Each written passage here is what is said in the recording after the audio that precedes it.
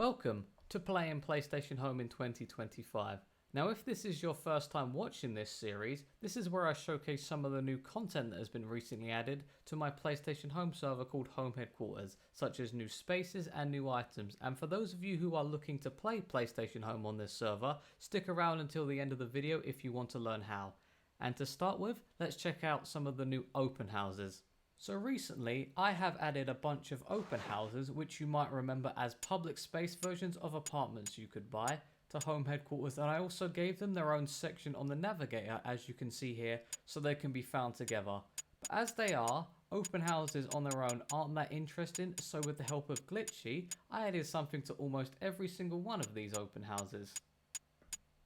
Somewhere in this space, usually tucked out of the way so it doesn't block the view or access to anything, are these Home Headquarters branded stands which, as the text that appears suggest, press an X on them will reward you with the apartment version of the space you're standing in. Just like that, completely for free, no post-install or SQL modification required.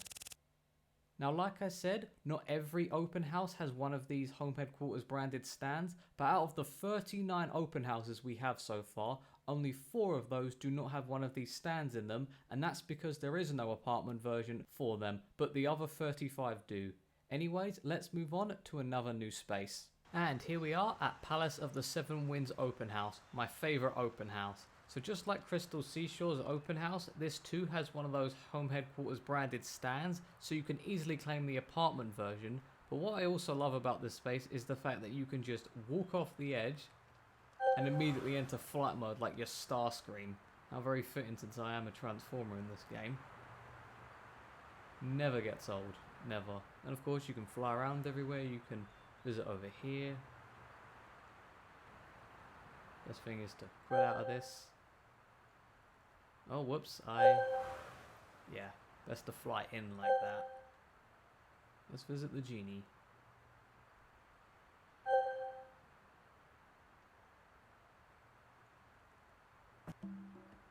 Oh, the music's working, nice.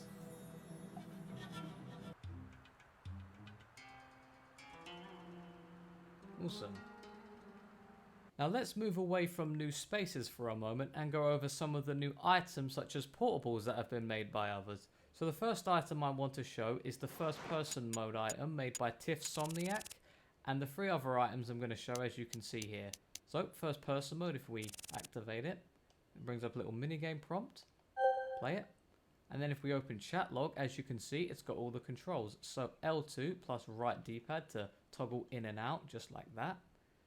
L2 plus R2 to control messages, disable or activate.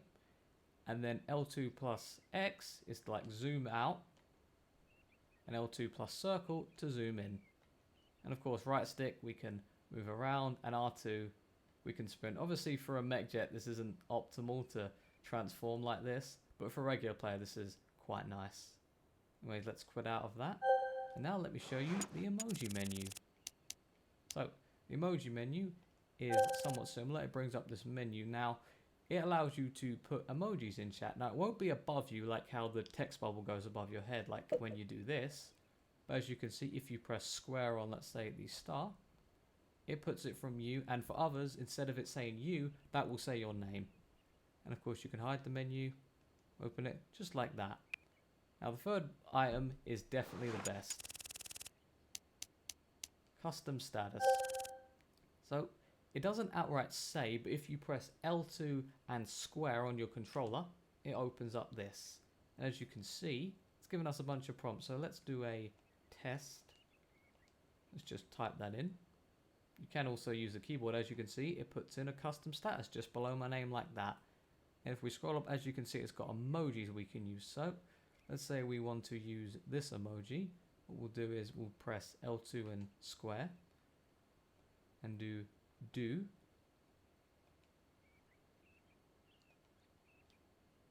As you can see, puts an emoji right there. Very nice. Now like I said, this was made by Tiffsomniac and these 2 were made by Glitchy, so shout out to them for making it, they definitely deserve it. Now I usually don't cover new outfits, but this one is exceptionally rare, so I'll make an exception for it. Back in 2010 on PlayStation Home, there was a Fever Arena space, and associated with it was an outfit that was the 2010 World Cup mascot, which only PlayStation Home moderators had the ability to wear. But after 5 years of looking for it in people's cache data, it has finally been found, and you can get it for yourself on the Home Headquarters Catalogue, along with those 3 other items I just showed you. Now, credit to Rue from Home Laboratory for finding this outfit and making the ODC file for it. Now let's discuss how hub spaces such as the Hub, Central Plaza and the various home squares are handled and rotated on Home Headquarters.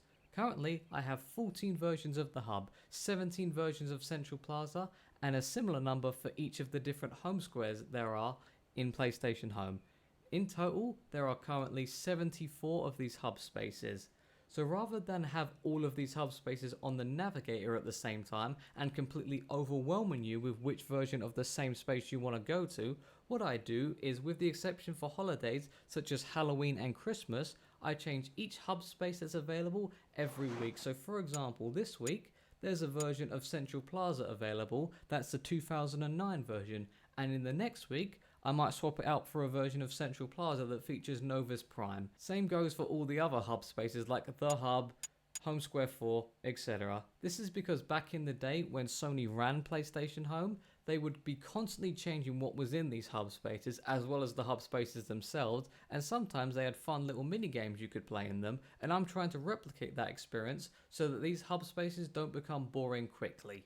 Okay, that's all the content from the last few months that I'll be showing you in this video, but before I end the video, I will show you some of the upcoming content coming to Home Headquarters very soon.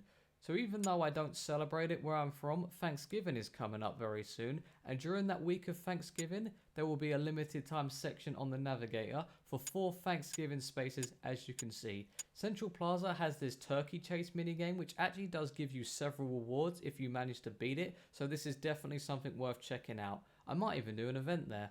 And right after that, December will be upon us, and so will this Winter Spaces navigator section filled with over 20 spaces. But I will reveal these in another video next month. And one last thing for those who see this within the first few days of this video's upload. This Saturday, 15th of November at 9 PM UTC, I will be hosting an event on Home Headquarters at Japan Home Square for the live Hatsune Miku concert, one of Home Headquarters' most popular events. If you want to join or find out more, then be sure to check out the Home Headquarters Discord server, linked in the description to get more information.